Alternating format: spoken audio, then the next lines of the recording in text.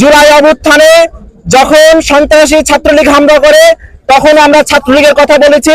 সন্ত্রাসী ছাত্রলীগ বর্তমান সময়ে সন্ত্রাসী ছাত্রদল হয়ে থাকে, আমার বলতে আপত্তি নেই। ছাত্রদল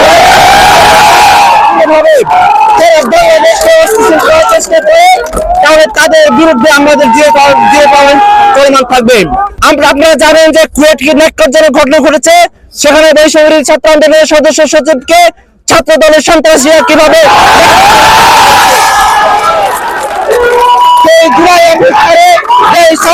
আমরা ছাত্রলীগ যেহেতু ছিল আমরা ছাত্রলীগ নামে অভিহিত হয়েছি। বর্তমান সময়ে সন্ত্রাসীদের ছাত্র দলে থাকে, আমি ছাত্র দলের নাম ধরে বলতে চাই। দেশ সংস্কারে যখন অন্তর্বর্তীকালীন সরকার নিরসভাবে কাজ হয়ে যাচ্ছে, সেই সময়ে ফেব্রুয়ারিতে যখন পতিত স্বৈরাচার শেখ হাসিনা দোসররা সারা বাংলাদেশে তাদের পৌর ব্যবস্থা ফিরিয়ে আনতে চেষ্টা করছে, আপনাদের এই কর্মসূচির মাধ্যমে আওয়ামী লীগকে পুনর্বাসনের কয়েকটি ধাপ এগিয়ে দিচ্ছেন কিনা সে প্রশ্ন রয়ে গেলাম।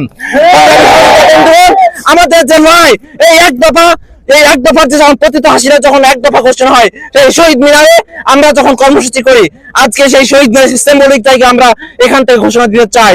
সে ছাত্রদল হোক, সে শিবির হোক, যে অন্যান্য সে ডান বাম যাই হোক না কেন, যদি দেশ সংস্কার এবং সন্ত্রাসী কায়দায় যে কোন ধরনের হামলার সাথে জড়িত হয় তার আমরা দ্রুত শাস্তি চাই। প্রশাসনের কাছে আহ্বান করতে চাই, আপনারা দ্রুততম সময়ের ভিতরে যদি এই শাস্তিমূলক ব্যবস্থা না নিতে পারেন, ইসলামী বিশ্ববিদ্যালয় থেকে যে আন্দোলন শুরু হয়েছে সারা বাংলাদেশে সে আন্দোলন ছড়িয়ে যাবে এবং বাধ্য করবে।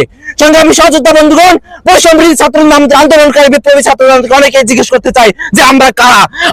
আমরা তারাই। আমরা কিন্তু ঈদের পরে আন্দোলন করা মানুষ না, আমরা 36 দিনের মাথায় প্রতিত স্বৈরাচার 17 বছরে 16 বছরের শাসন ব্যবস্থায় সরিয়ে দেওয়া ছাত্র জনতা। সহযোদ্ধা বন্ধুগণ।